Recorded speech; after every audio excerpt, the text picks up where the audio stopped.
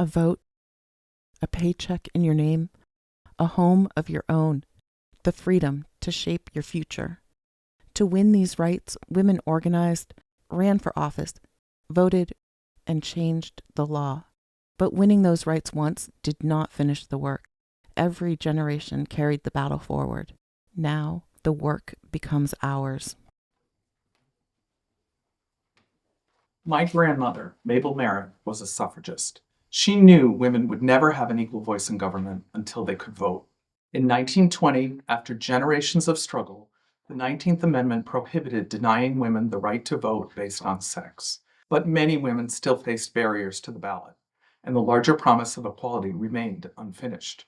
3 years later, Congress introduced the Equal Rights Amendment. More than a century later, that amendment is still not part of our Constitution.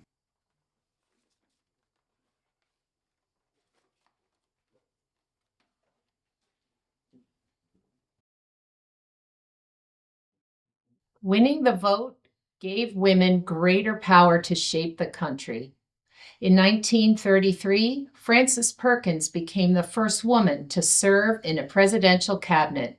As Secretary of Labor, she helped create Social Security, established the federal minimum wage, limited child labor, and strengthened protections for working people. Perkins showed what became possible when women have both a seat at the table and the authority to act.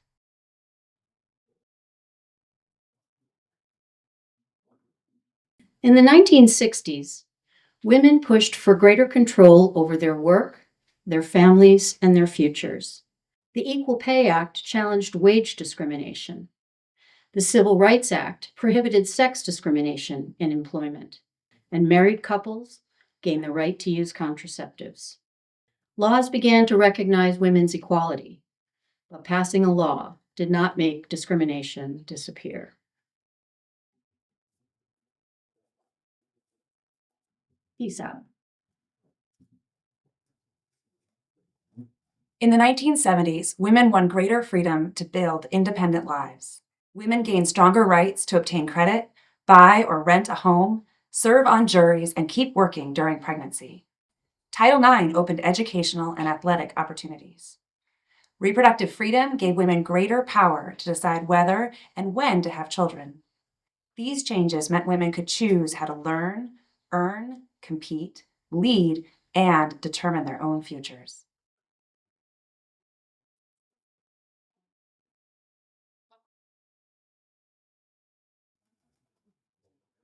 By the 1980s, women joined more workplaces, professions, public institutions, and civic organizations.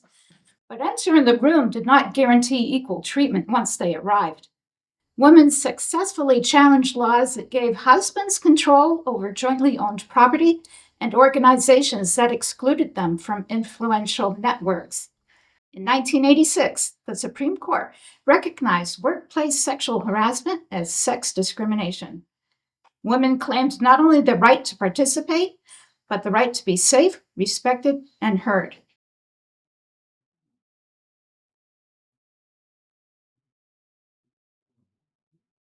In the 1990s, women continued turning struggles that had been dismissed as private matters into matters of public responsibility.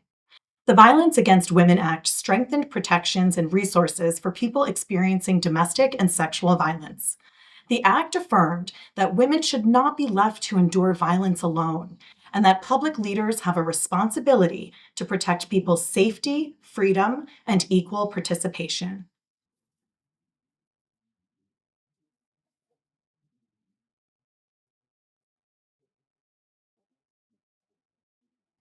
This century brought historic advances. Women entered military combat positions. Same-sex couples gained the freedom to marry, and a woman became the Vice President of the United States. But progress does not mean change is permanent. The Supreme Court overturned Roe v. Wade. Equal pay protections remain unfinished.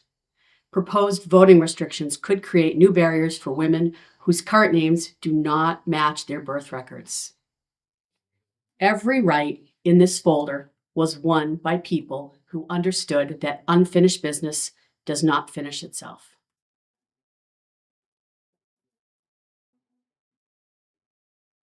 We inherited these rights because women before us refused to give up.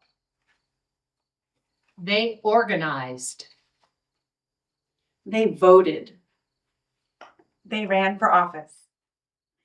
They made our government answer to the people it had overlooked. Now these rights are ours to use. Ours to defend and ours to expand. Women before us changed what was possible for us. Now it's our turn to change what's possible for those who come next. Don't leave the next chapter to chance. Vote every time.